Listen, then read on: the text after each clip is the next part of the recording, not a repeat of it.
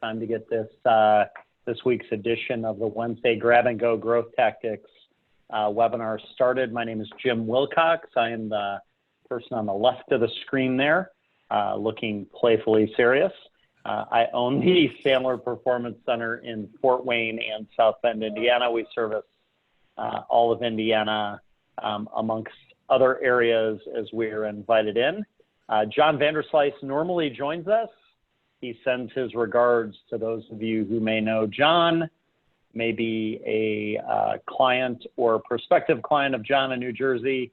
He has an event that he is attending today and is not able to make it. So he says hello, and then Tim, I'll let you introduce yourself. Well, thank you. Tim Berry. I own the Sandler Performance Center in Fort Worth, which is located at the north part of the amazing Republic of Texas. Yes, I do have a suit jacket on today, so I know that some of you may be shocked out of your my normal attire. I am feeling quite professional and excited today because I think our topic is particularly relevant in the world, and super excited about this one. So just ready to rock and roll and kill it. So awesome. So thank you for that, Tim. Our topic today is navigating the budget conversation. And as always, in these grab and go growth sessions, we want your interactions. They're very important to us. As you're getting your chat fingers warmed up, do us a favor and select all panelists and attendees so that we can capture your thoughts, your comments, as we look back on these and we evaluate, you know, if we're doing a decent job for you guys. But in chat, here's what we want you to do. Where does budget become difficult for you as a sales professional, or if you're a leader for your sales professionals that you are managing, coaching, mentoring, etc.? Where does budget become difficult for you in the sales process? So type that into chat now. Maybe it's not. Maybe it's only, you know, the clients that Tim and I have. But where does budget become difficult? I'm going to guess that we may know people, you know, you can feel free to speak for a friend, right? I know a guy who discounts early and often, for example. So feel free to go ahead and do that. Doug Stevens, this fall's election has a big impact on how to budget for 2021. That's true. That is true. So just to be a little more specific, when as a sales professional, when you're talking about budgets, when you're working on budgeting, yes, those are the things we want to talk about.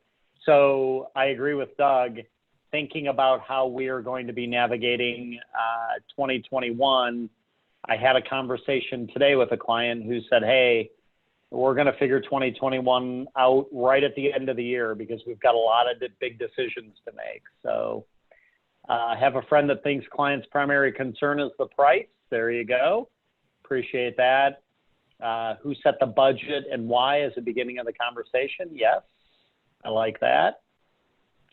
What are the goals and are they aligned with the budget? Good answers coming here. Tim, as you're talking to your clients, what are the budget challenges that you see as a trainer, coach, mentor, et cetera? So a lot of it's a good question, and I think this is a great conversation to have because the comments that are coming from in chat are all relevant. I think a lot of the things that I'm hearing is that a lot of salespeople wrestle with a money concept that is, you know, they buy differently than they sell. And what I mean by that specifically is that they'll do a ton of research and they will search high and low for you know, the best price and whatnot before they make a decision. And so it kind of muddles their own money concept. I know we'll talk about this in a bit. Their own money concept. Yeah, we'll get into that. Their way.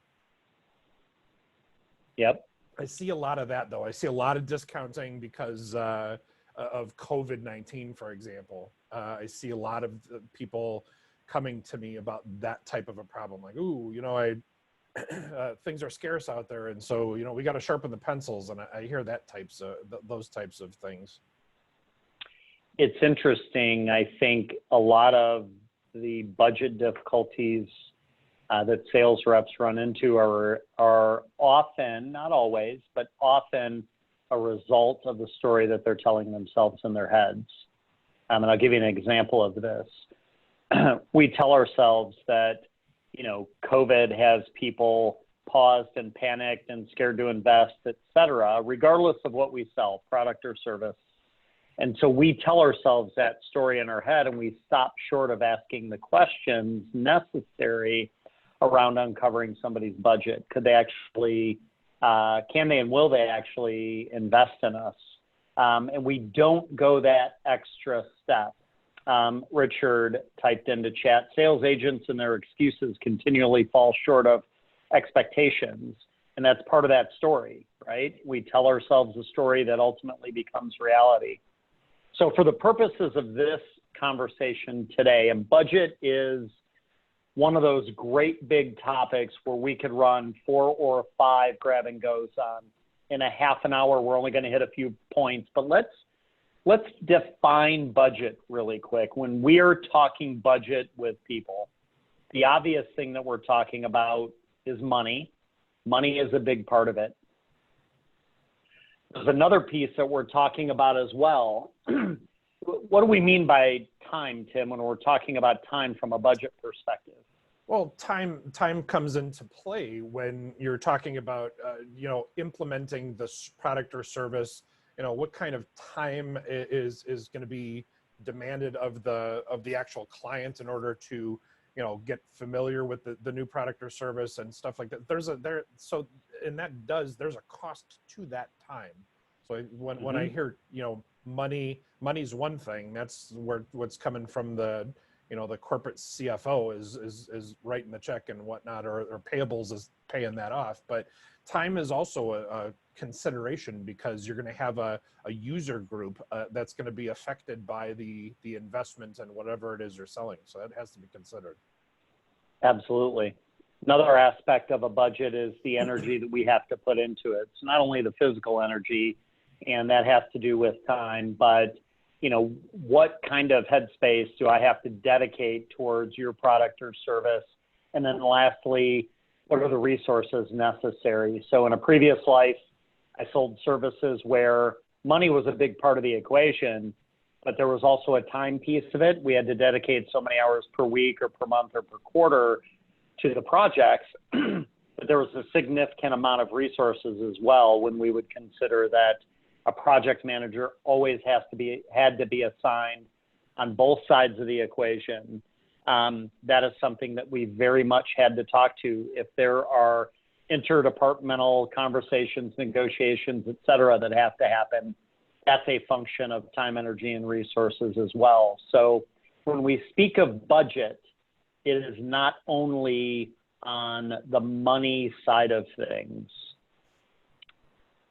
Anything else to add in there, Tim? You look like you want to speak. I just had an example. You know, in a former life, I sold ERP systems, enterprise resource planning software, and it wasn't just the money to actually purchase the software platform itself. There was an enormous amount of time, energy, and resources that went into implementing the software, working out the bugs, customizing it for the clients, you know, training everybody on how to use the different areas. And so again, the budget is bigger than just the money piece. You really need to explore the full cost of the investment that you're making with your clients. Absolutely. The other key in here is that not all budget conversations are created equally. When we think about the different types of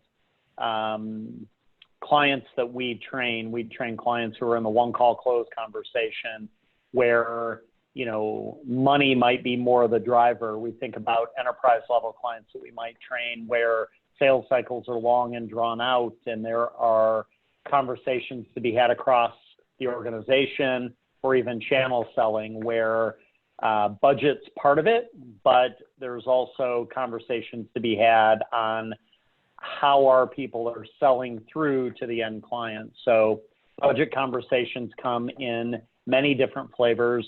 Some clients that we have, depending on what they sell, they're even in their own selling, the budget conversations may differ depending on the product or service that they are selling.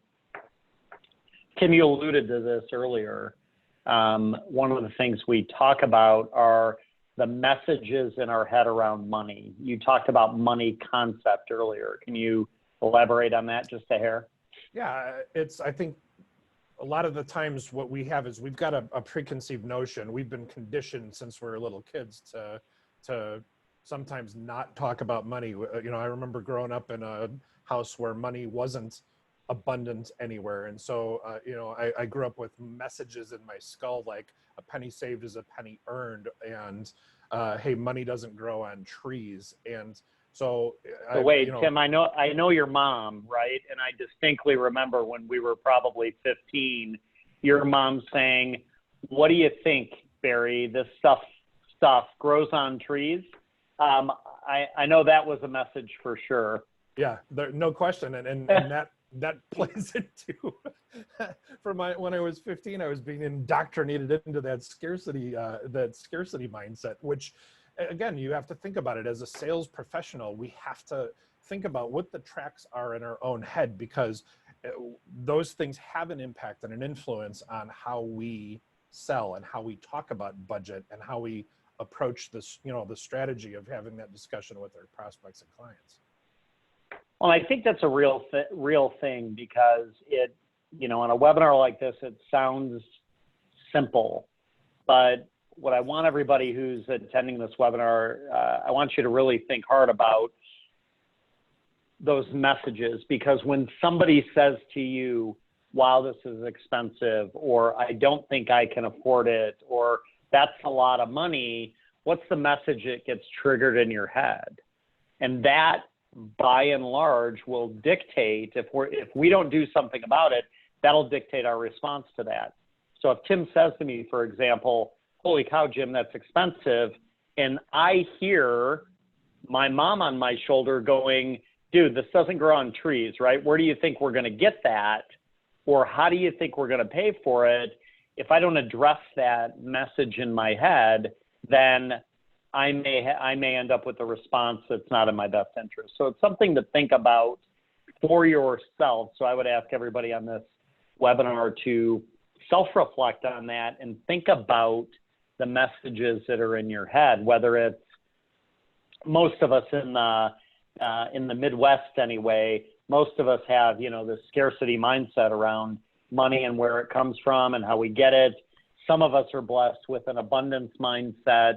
On either side of the coin, we've got to think about and ask ourselves, you know, what is my conditioned response to those messages that trigger the record in my head? So there's a rule that we have in Sandler that we talk about, which says, and you alluded to this as well, Tim, how you buy is a free sample of how you sell. How you buy is a free sample of how you sell. So how would you elaborate on that, Tim? How you buy is a free sample of how you sell.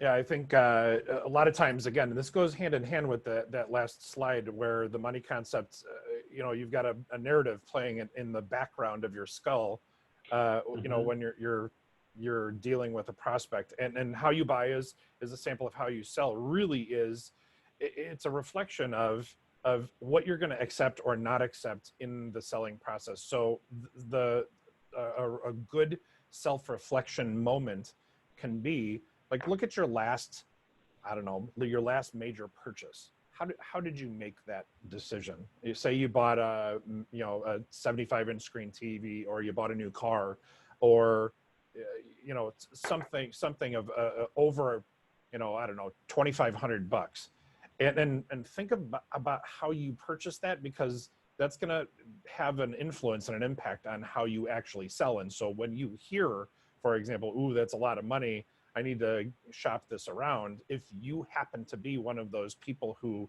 buy after, I don't know, getting 8 different quotes, for the new house of windows or the new roof, looking for roofing estimates, yeah, you may fall victim to getting pushed around on that in that money conversation, the budget conversation. So you're saying that if I go out and get 3 quotes for a new washer and dryer, that's a problem? No, I don't think it's a problem. I think what it is you may allow that to, you may bail on a conversation prematurely with a prospect or client if that's how you buy. Yeah. I don't think there's a judgment. We talk about, I think it's just that could be, if the goal is to close the business and you have a pathological need to get 3 quotes, then that could come into play for your selling process. Well, and I would argue that it most definitely comes into play, because if my MO is to get 3 quotes, when somebody says to me, hey, Jim, this all looks good, but I've got to get 2 other quotes in addition to yours because that's their selling process or buying process, I'm likely to identify with that and allow it to happen. Now, sales professionals will often try to defend, justify, and explain it by saying, hey, I'll let you get 3 quotes because I'll prove that we're better for whatever reason, even though we don't want to be, the low-cost provider, et cetera. So it is something very much worth understanding about yourself, which is, what am I willing to accept, or what do I do in my own buying process that I don't want to accept in that? So I often find it not humorous, I often find it interesting when I'm talking to a sales professional and they're frustrated because somebody has to get multiple quotes, and it's not, mandated by the federal government, for example, but they've got to get multiple quotes. They've got to check with somebody else. They're pushing hard on price, right? Trying to get every nickel and penny that they can out of you. And then when I ask them about their own buying cycle, it's perfectly aligned with that. So another question for this group is, where's that disconnect in your head? Do you get frustrated with people who get multiple quotes or want to use your price against you, but you do the same thing when you have your buyer's hat on? When you're out making those major purchases that Tim alluded to a couple minutes ago.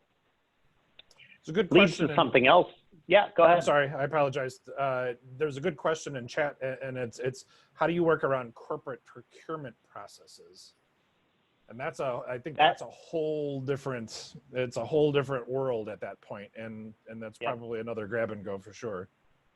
It probably is. The short answer, Alan, who wrote that question, is we've got to challenge them at the end of the day. And thank you for putting that question in chat, because regardless of what our process is, and there's nothing necessarily wrong with getting 3 quotes as a buyer, although if your job is professional selling, I would encourage you to figure out how to make quick decisions if you want your clients to make quick decisions. But if you're working around corporate procurement processes, one of the things that we can do is challenge those. And we challenge those politely and professionally in why they're doing what they're doing. The other piece is, for a lot of corporations, if I can build a different level of bonding and rapport and understanding, their deep challenges and the impact of them, and differentiate myself from that perspective. But more than happy to have a side conversation on that, Alan, or like Tim said, we will certainly do our next grab and go around that particular topic, which is how do we navigate budget in complex settings, for sure. So good stuff. There's a corollary to this, which we'll just call some bonus material here. As we talk about how you buy as a free sample of how you sell, there's another piece here. How you sell is a free sample of how you solve. And I learned this one from a client because I stood in my process. I did not want to bend in my process. Doesn't mean that there wasn't give and take in the dialogue. But the client taught me that they went with me, they went with us and our solution because of how I presented it to them. They knew that because I was not willing to bend, and I would rather have had the dialogue around what do we take out, that told them something about the character of the company and the character of the individual they were dealing with. Now, that's very different than leading with, let's discount this, or what do I have to do to get, you into this product, service, or vehicle today. But just as a bonus piece to this grab and go, something to keep in mind, how you sell is a free sample of how you solve. So if you show up in the moment with that individual dedicated to figure out how to solve their problems, challenges, that's going to differentiate you from somebody who's showing up and being one of three or one of many just to give you a quote, and hopefully they win based on, price, service, quality, delivery. So there you go. Some free stuff in the grab and go there. More free stuff. All right. Let's get to some tactics here in the last few minutes that we have left. Number one, willingness and ability are mutually exclusive. Tim, help us break down this slide. Sure. So essentially what you're looking at here is you want a buyer that's both willing and able to make that decision and allocate those resources towards you and your solution.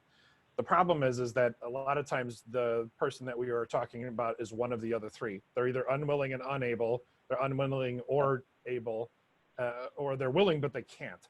And so again, the question you need to ask yourself is, are they both willing to spend those resources, the time, money, mind share, and are they able to do it? Because if it's not yes to both, you are setting yourself up for those horrific three words, I need to think it over. That's right. So I like the way you said that. So they've got to be willing and able to exchange, their time, energy, resources, and dollars for our product or service. And they can't have one without the other.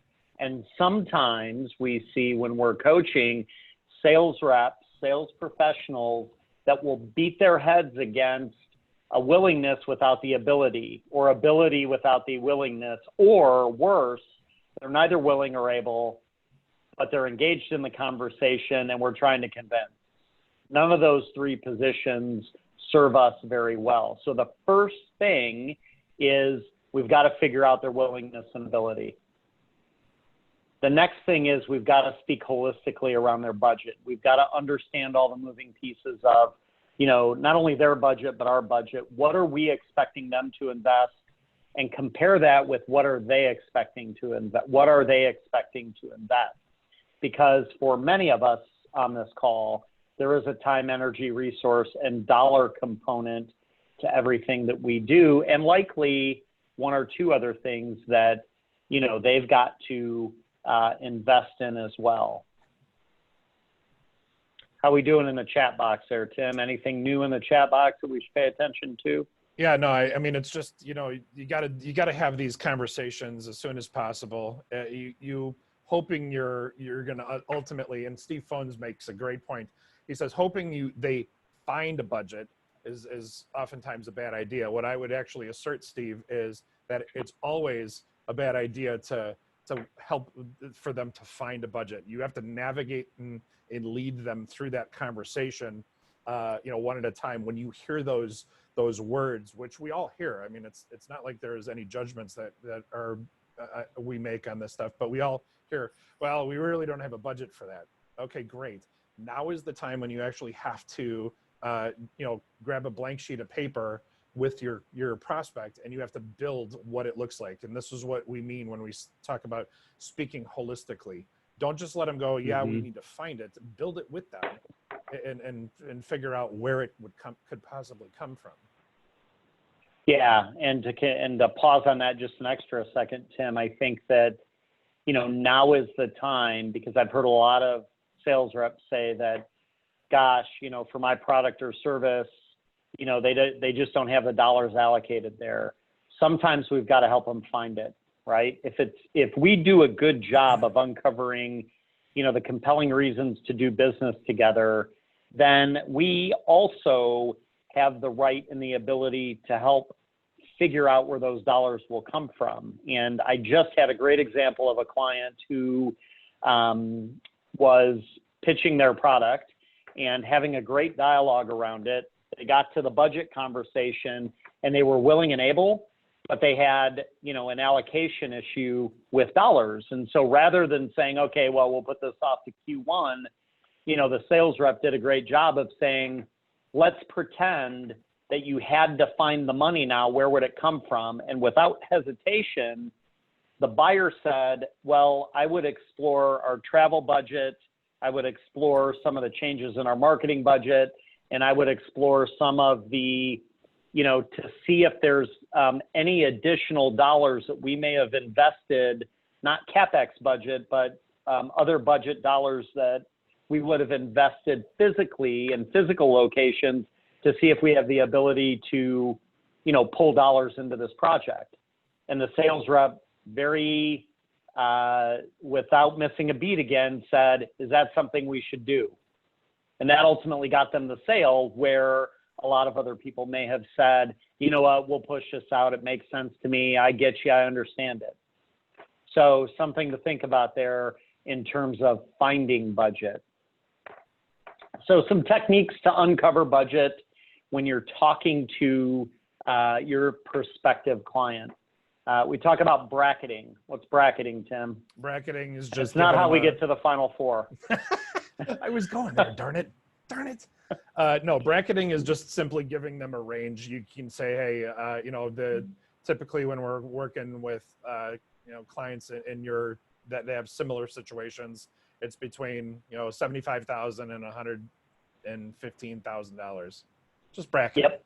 Give them a general roundabout number. That's right. Round numbers would be the other one.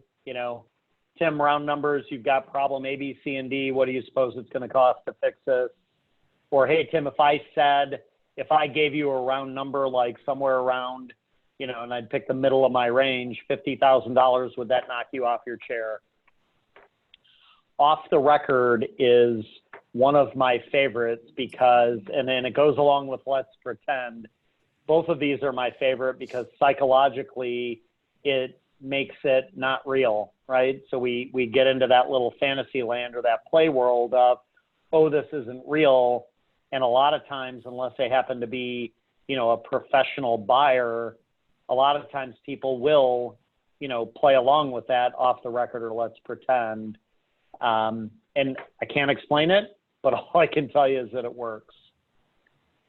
And then the last piece around this that I want to mention as we're running out of time here, putting a proper structure around your budget conversation will ultimately allow you to negotiate on your terms, right? What we don't want to do is get trapped into the commoditization of, of the sales process. We don't want people telling us, hey, sharpen your pencil, right, to figure out how we get into this. So if I'm better at having a stronger structure around this, it's easier for me to have the conversation with Tim. Well, look, what should we take out of this to get to your budget versus, hey, Tim, let me go talk to my manager to figure out how we can make this happen. Not saying it removes 100% of it, but I can guarantee it will remove a high percentage of it for us. So as you guys are leaving, we're right up against our time. Tim, thanks for being with me today as always. Put one takeaway that you got out of today's grab and go. We'll look forward to seeing you a week from now on our next session. But thank you guys for taking some time out of your busy days to be with us.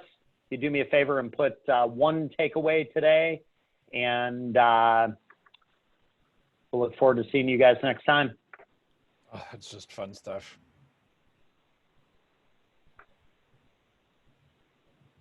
All right. Don't get to the point where your clients ask. There you go. I love it. Ask, sharpen your pencil, stick to your structure. That's a beauty, Steve.